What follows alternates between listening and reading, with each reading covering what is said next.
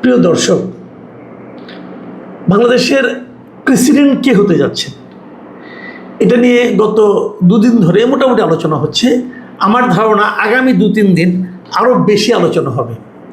13 তারিখে মনোনয়নপত্র দাখিলের শেষ দিন। ওই দিন মানে ওই দিনই শুরু, ওই দিনই শেষ। সকাল 10টা থেকে বিকাল 4টা পর্যন্ত এর মধ্যে মনোনয়নপত্র দাখিল করতে হবে। কে হতে পারবেন, কারা মনোনয়নপত্র দাখিল করতে পারবেন? তবে এখানে একটা জিনিস জানা দরকার যে 2 জন সংসদ সদস্যের সমর্থন লাগবে সেখানে, যদি আপনি প্রেসিডেন্ট প্রার্থী হতে চান। মানে আমি গেলে আমি পারবো তা কিন্তু নয়। 2 জন সংসদ সদস্য আমাকে সমর্থন করতে হবে, তাহলেই আমি আমার মনোনয়নপত্র দাখিল করতে পারবো। তারপর সেটা 20 তারিখে নির্বাচনটা হবে। 20 তারিখে নির্বাচন হবে জাতীয় সংসদে, এবং সেটা রিটার্নিং অফিসার থাকবেন চিফ ইলেকশন কমিশনার নিজে, উনি উপস্থিত থেকে সেখানে নির্বাচনটা অনুষ্ঠিত হবে। যদি মাত্র একজন প্রার্থী থাকতো তাহলে নির্বাচন হওয়ার দরকার থাকতো না, কারণ তখন একজনই মাত্র বৈধ প্রার্থী থাকলে তাকে নির্বাচিত ঘোষণা করা হতো, যেমন বিগত নির্বাচনগুলিতে হয়েছে, বিগত অনেকগুলিতে হয়েছে। সবশেষ নির্বাচনটা হয়েছিল আসলে মানে প্রতিদ্বন্দ্বিতাপূর্ণ নির্বাচন, মানে একাধিক প্রার্থী ছিল, ভোট হয়েছিল। এরকম ঘটনা ঘটেছিল 1991 সালে, মানে এরশাদ পতনের পরে, যখন নাকি খালেদা জিয়া ইলেক্টেড হলেন, সেইবার নির্বাচন হয়েছিল। এবং সেই নির্বাচনে বিএনপি প্রার্থী মিস্টার আব্দুর রহমান বিশ্বাস তিনি নির্বাচিত হয়েছিলেন, এবং তিনি 172টা ভোট পেয়েছিলেন যদ্দূর আমার মনে পড়ে। আর তার বিপরীতে আওয়ামী লীগের প্রার্থী ছিলেন বিচারপতি বদরুল হায়দার চৌধুরী। এই ভদ্রলোক 92টা ভোট পেয়েছিলেন। তার মানে ওনারাও জানতেন, মানে বিএনপি অবশ্য তখন জামাতের ভোটগুলি পেয়েছিলেন, জামাতের যারা সংসদ সদস্য ছিলেন তাদের ভোটেই তারা আজকে এতগুলি ভোট পেয়েছিলেন। তো সবাই জানতেন এই নির্বাচনে আওয়ামী লীগ হেরে যাবে। তারপরও আওয়ামী লীগ নির্বাচনে অংশ নিয়েছিল, বোঝানোর জন্য তারা একটা গণতান্ত্রিক প্রক্রিয়াকে সমুন্নত রাখতে চায়। এরপর 96 অথবা পরবর্তী যতগুলি হয়েছে 2001, কোনোবারই আর নির্বাচন হয়নি। 2001-এও হয়নি, 2002-এও হয়নি। 2001-এ বি চৌধুরী ছিলেন, তারপরে তো ওনাকে পদত্যাগ করলেন ইমপিচমেন্টের মুখে যেয়ে।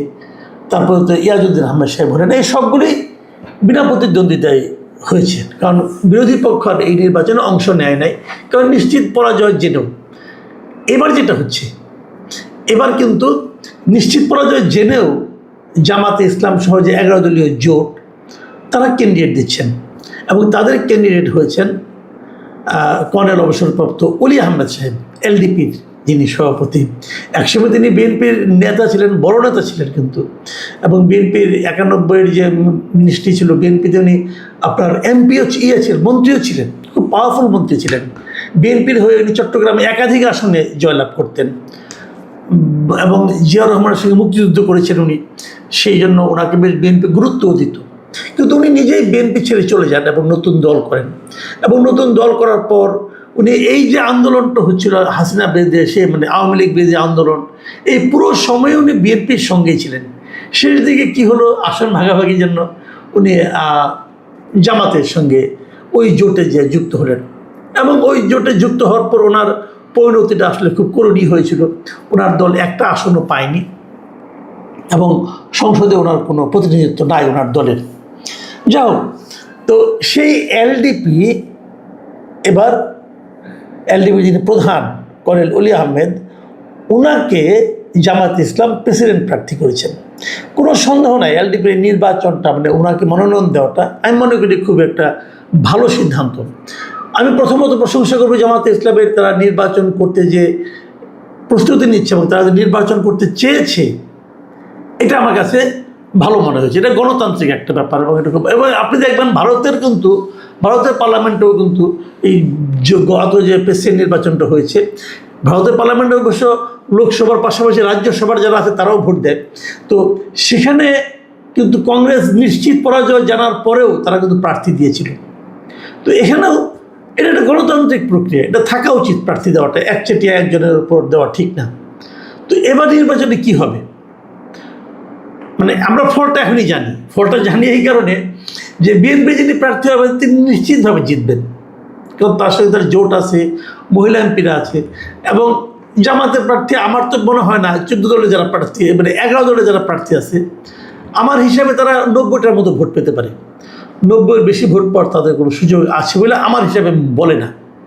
তাহলে বাকিগুলি বিএনপির প্রার্থী পাবে এবং এটা বিশাল ব্যবধানেই ওনারা হয়তো বা জিতবেন, কারণ 347টা ভোট আছে এখানে, মহিলা এমপি সহ। তো বিএনপি জিতবে, এতে কোনো সন্দেহ নাই।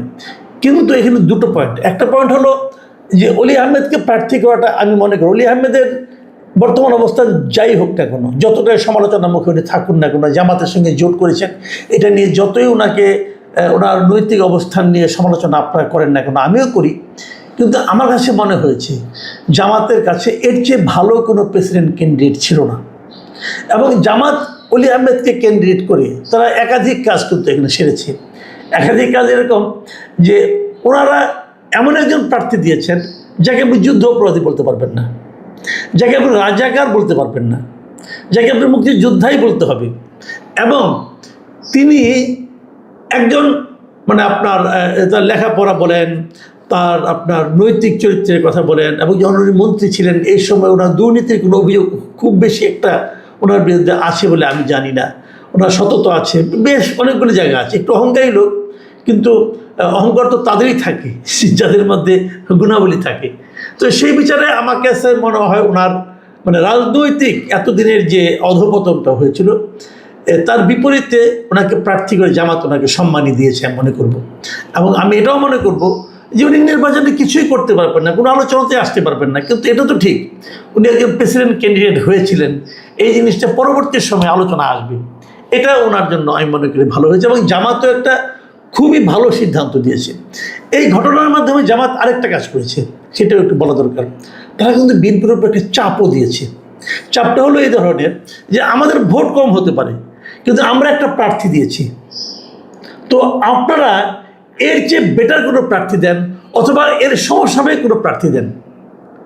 আপনারা যদি যেমন হাসিনার আমলে কী হতো, শেখ হাসিনার আমলে কী হতো, উনি যেমন সর্বশেষ যিনি প্রেসিডেন্ট হয়েছেন মোহাম্মদ শাহাবুদ্দিন সাহেব যে ক্যান্ডিডেট হবেন, এটা আওয়ামী লীগের নেতৃবৃন্দ মানে কোনো পর্যায়ের কোনো লিডার একবারের জন্য আলোচনায় আনেন নাই, চিন্তাও করেন নাই।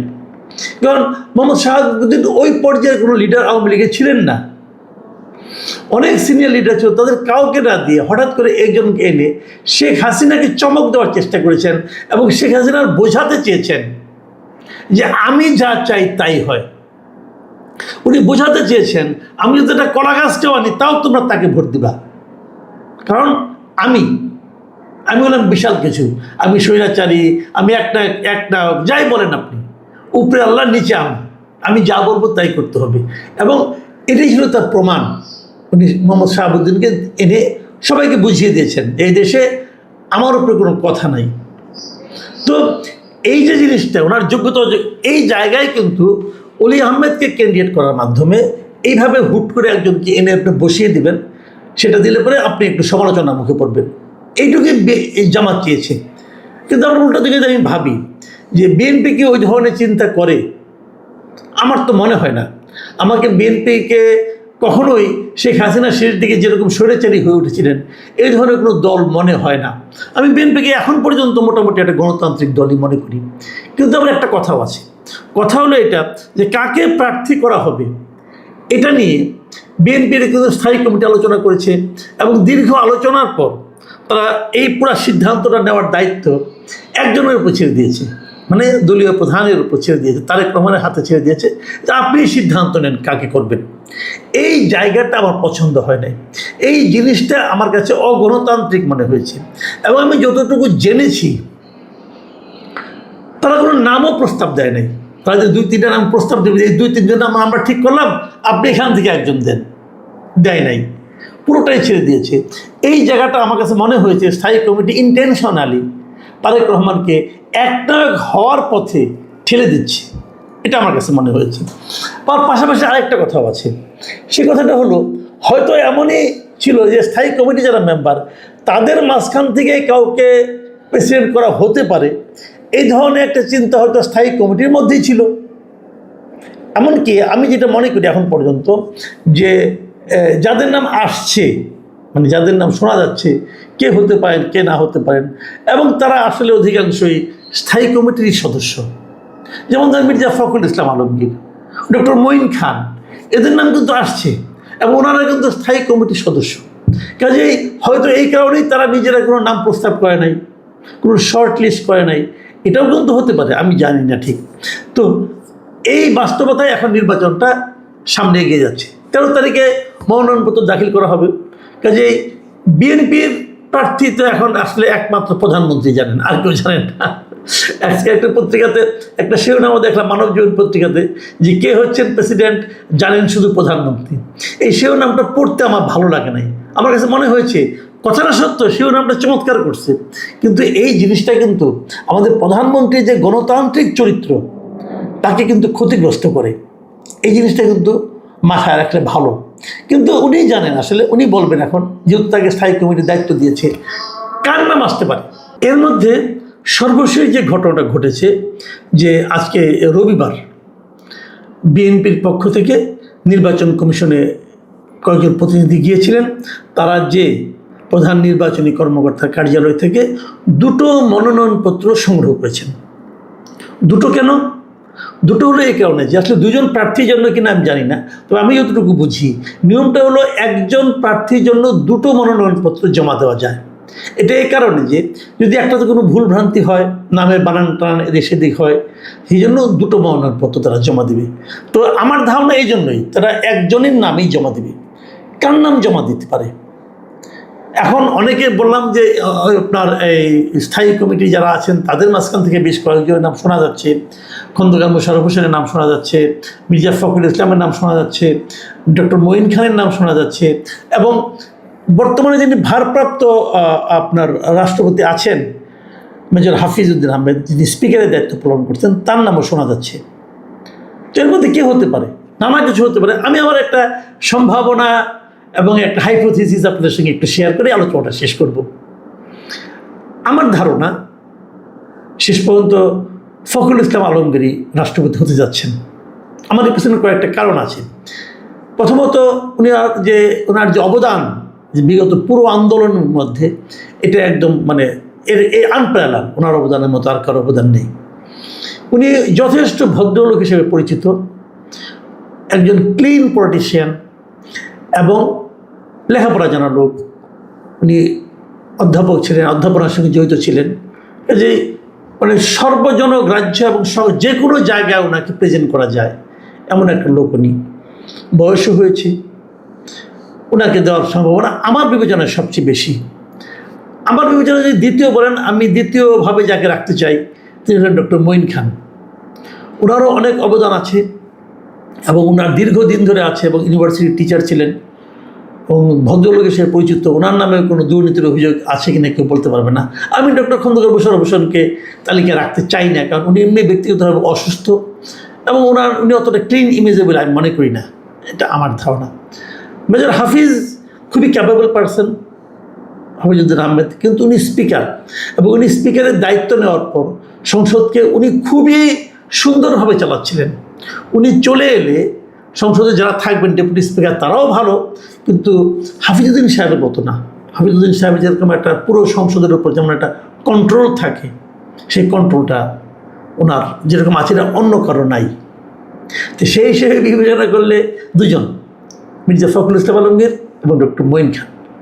আপনারা খেয়াল করবেন, এই জাতীয় সংসদ নির্বাচনের পর যখন মন্ত্রিসভা গঠন করে, মঈন খানকে কিন্তু কোনো পদ দেওয়া হয়নি। এটা কিন্তু একটা ইন্ডিকেশন যে তাহলে কি উনি মঈন খানকে এই সরকারে যারা আছেন দায়িত্বশীল ব্যক্তি অথবা কর্তা ব্যক্তি অথবা নীতি নির্ধারণ করছেন, তারা কি মঈন খানের সঙ্গে তার সম্পর্কটা কি শীতল? আমি ঠিক জানি না, এটা বলার জন্য বললাম আর কি। কিন্তু মির্জা ফখরুল ইসলাম আলমগীরকে দেওয়া হয়েছে। তো আমরা তাদের পছন্দের লোকের মধ্যে কিন্তু মির্জা ফখরুল ইসলাম আলমগীর। আমার সেই জন্যই ধারণা, যদি মির্জা ফখরুল ইসলাম আলমগীর নিজে থেকে আপত্তি না করেন, সমূহ সম্ভাবনা ওনাকেই হয়তো আগামী প্রেসিডেন্ট হিসেবে আমরা দেখতে পারবো। উনি হয়তো হতে যাচ্ছেন আমাদের দেশের 23তম প্রেসিডেন্ট। জানি না কি হয়, আগামী দিনে আরও অনেক নাটক আসবে, আরও অনেক পারমুটেশন কম্বিনেশন আপনারা হয়তো দেখতে পারবেন। এর মধ্যে আমলার নাম আছে, কূটনীতিবিদের নাম আছে, অনেকের নাম আছে। তারপরেও আমার মনে হয় যে মির্জা ফখরুল ইসলাম আলমগীর এবং ডক্টর মঈন খান এই দুজনের মধ্যে কেউ একজন হতে যাচ্ছেন আমাদের দেশের পরবর্তী প্রেসিডেন্ট। প্রিয় দর্শক, আপনারা মিলিয়ে নেবেন, দুজনের যে কেউ হোক কোনো সমস্যা নেই, কিন্তু আমাদের দুজনকে আমি পছন্দ করি পার্সোনালি। দেখা যাক কী হয়। আপনারা ভালো থাকবেন, এখন এ পর্যন্তই। আল্লাহ হাফেজ।